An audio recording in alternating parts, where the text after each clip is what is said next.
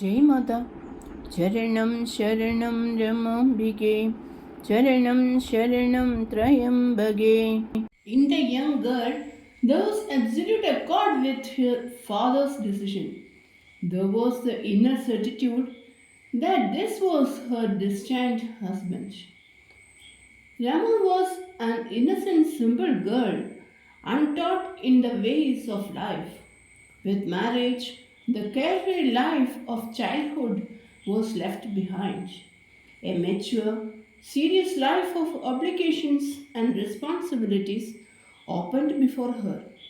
Unaware of the great mission that awaited her, she entered the home of her husband, a home which she converted into a yajnashala, a home which witnessed the mystic parade of her spiritual experiences. In that abode, all alone, a young girl climbed the inaccessible peaks of God realization and conquered the ultimate treasure. And then she returned, and therein lies the wonder. Shining like a ray of sunshine, she lit up the somber home where Bhagwan had lived a solitary life. The house awakened as it were from a long sleep at the touch of her gentle steps. Her purity and beauty made those who saw her feel that she was Mahalakshmi herself. Such was her attraction that the ladies of the neighborhood were always trying to get glimpses of her. They tried to find excuses to go near her and speak a few words with her. Though she had experienced many wonderful and mystic experiences from her childhood, it was a simple girl that she took up the duties of her home, and honoring inner guidance led her gently and correctly through the diverse roles she had to play in her home. Like a flower that knows not its fragrance, she worked and served with total detachment, never seeking anything for herself. Bhagavan had lost two wives in the years gone by. He was a very rich man, and if Rama so desired, she could have had a life of luxury and riches.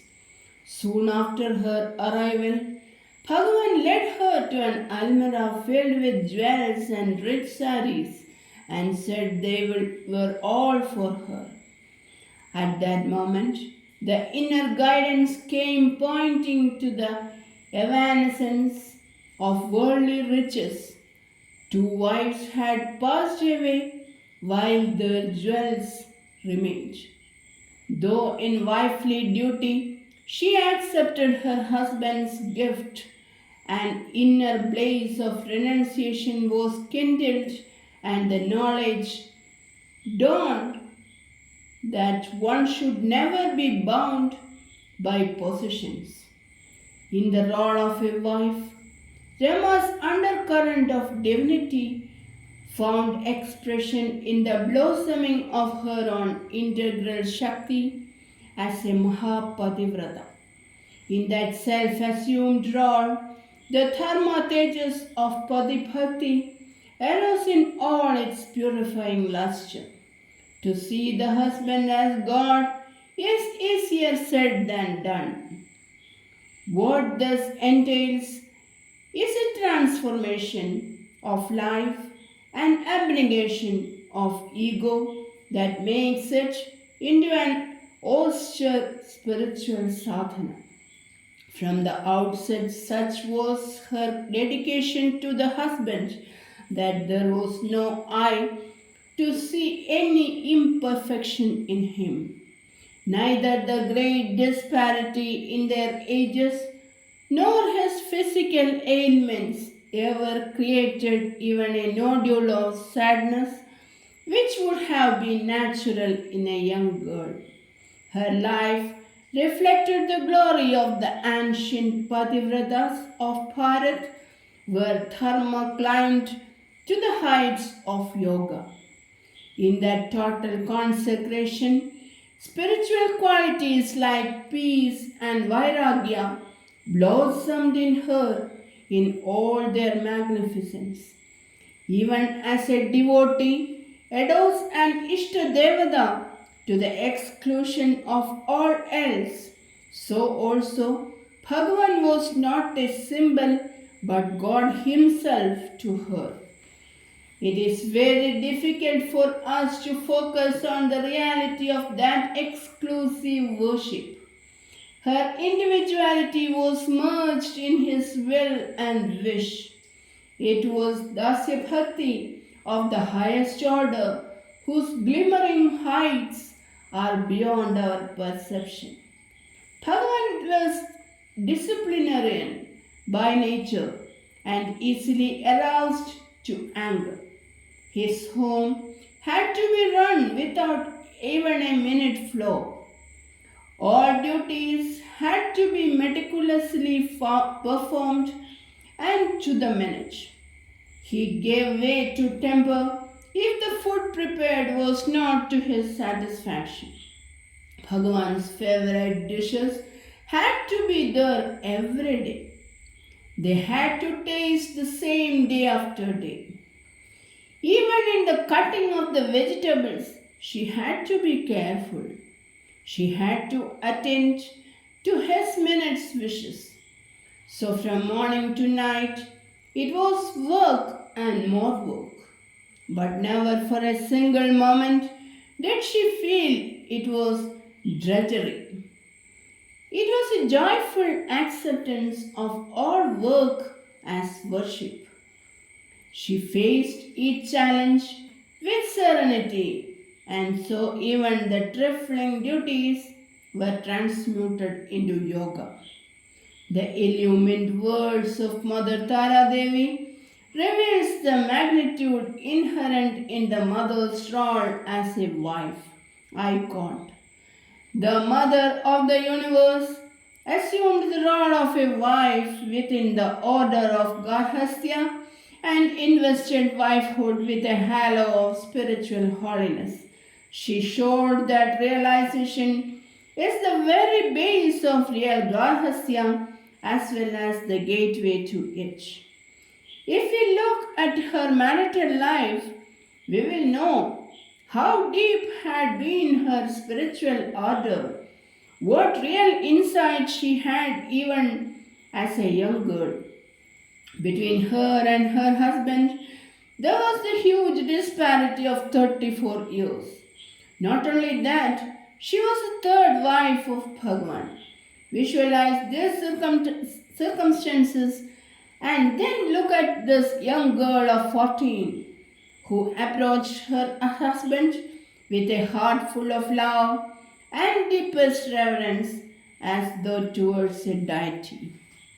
Such a pujya bhava, such a penetrating divine insight that could behold and worship the Atma Chaitanya in the mortal human frame, such a total dedication at the altar of Padi Bhakti, such a marvelous capacity to identify husband with the worshipful deity, such devout adherence to duty, and such superhuman capacity to blend in one's own life the intensity of God love and devotion to duty. These are what marks Mother out as extraordinary divine personality. It is such a power whom we worship. She is not an individual, she is the infinite power, Shakti. A human being, after numerous births, evolves to become a mumukshu, tries to emulate perfection when he sees it, and finally receives upadesh from a guru. After arduous sadhana, he attains self-realization. This is the ascent of man. But in the Avatar, it is the descent of God to the mortal plane. He assumes a form according to the needs of the time and revitalizes dharma to release redemptive powers to humanity. Godhood consciousness was inborn in Rama, but in her Grihastha life, she assumed the role of a chastity wife, a bhakta, a dasa to play the divine drama. The background, the base, the substratum of that drama was Bhagavan. He was the altar of her worship, and so he is enthroned in our hearts too.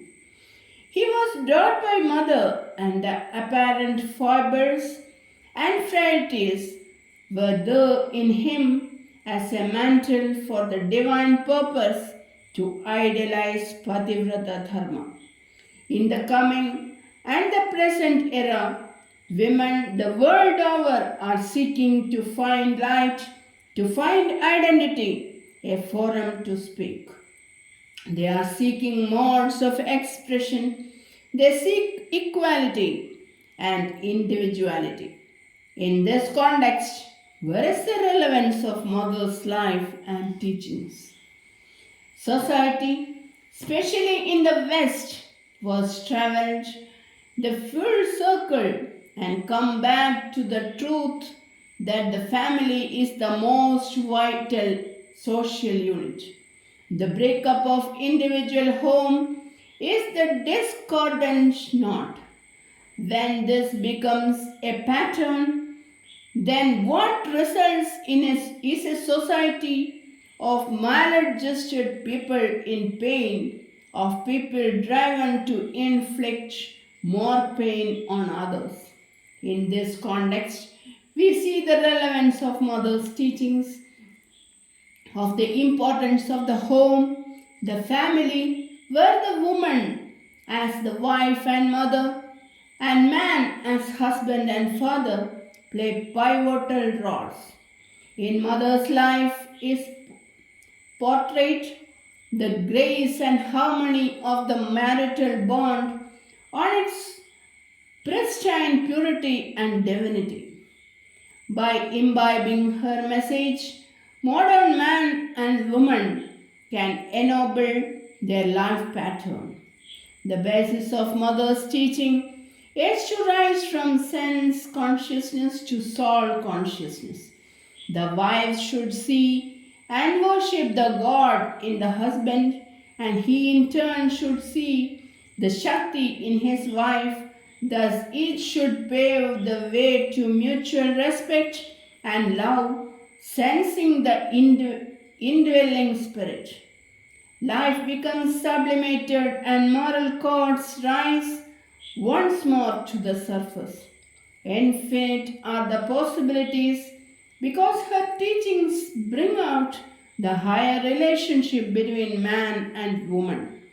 Gradually, the entire way of life changes, and with a clear vision of the moral values, there is an upsurge of devotion, and life is transmuted as a pilgrimage to God. The root cause of all the calamities of humankind is the fall of dharma. Mother often said, of all dharmas, it was Pativrata dharma which had descended the most in the modern world. From true Pativratas alone can an ennobling pure generation take birth, bringing noble ideals and vibrant spiritual power to the world. How else can I describe the sublime heights of Pativratya than in mother's own words? Transcending the limitations of nature, the Pativrata is an impersonal being enthroned in yoga. Hers is not a life of servitude, but a proclamation of the soul's eternal freedom. I am verily Brahman, my Lord is Brahman. Her purity has the power to transform the husband also into the exalted stage of a saint. In the ordinary sense, a pativrata is a chaste wife who obeys and loves her husband to the exclusion of all else. But Mother's words show us the phenomenal powers of Pativratya, that Pativrata Dharma can be yoga in its essence, the path of sadhana to attain the union of Jiva and Ishvara. In Mother's observance of Pati Bhakti, the three yogas merged spontaneously. The utter subordination of her will to the will of Bhagavan was the pinnacle of Bhakti Yoga. Her service and work divested of the ego sense was Karma Yoga, and the realization of the husband as God and serving him thus was Jnanottara Bhakti. Abiding in Dasoham, her consciousness merged in Soham. Her Grihastha life divinized the order of the home, which had lost its pride of place in the present day world.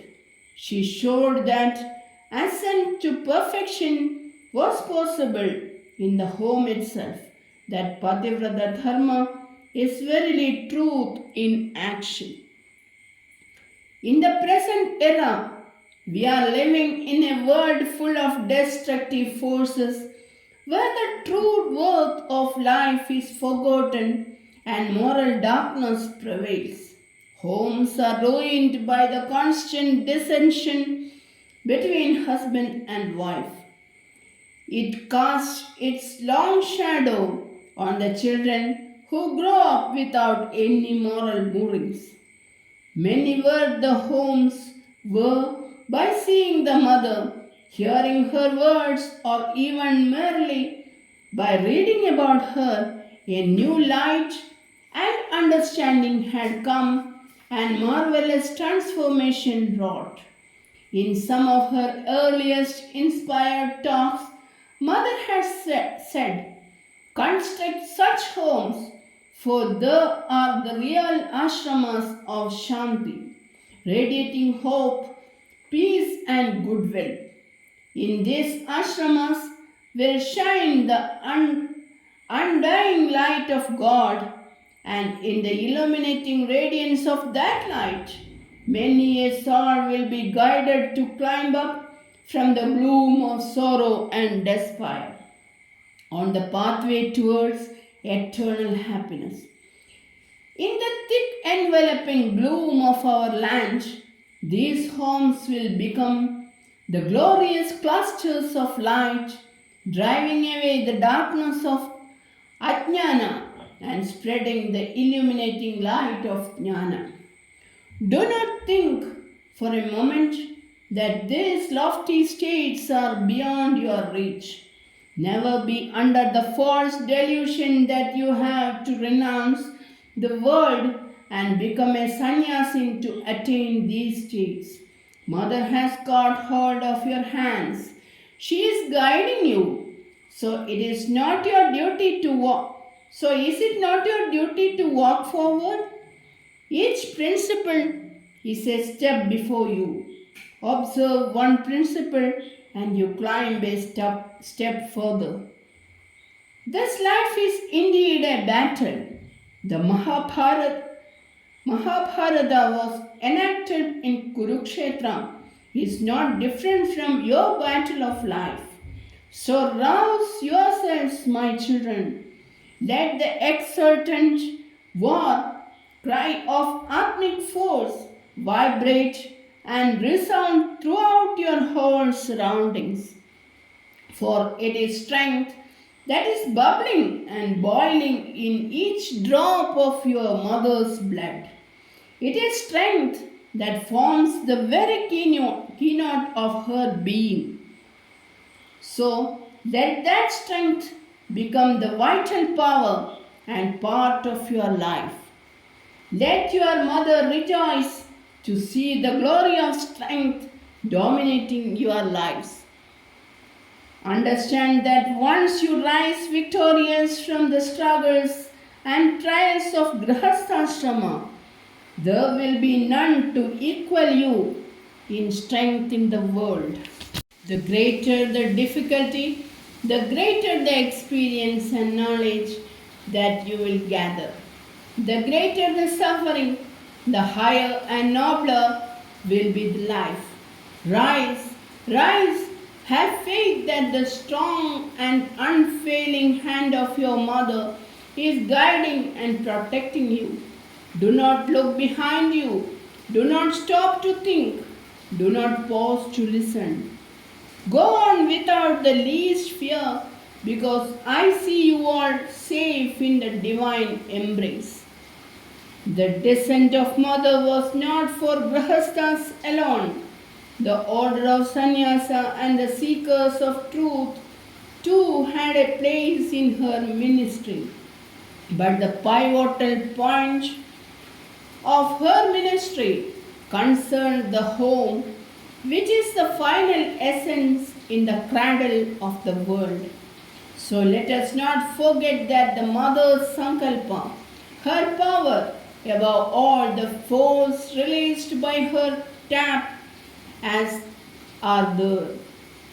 There will be pativratas and men of noble ideals who through adherence to spiritual sadhana will rise to the higher realms of spirituality. They will rise to yogic power and spread far-reaching influence for the good of the earth from the confines of their homes. Charanam Sharanam Ramambige, Charanam Sharanam Trayambage. Jai Mata.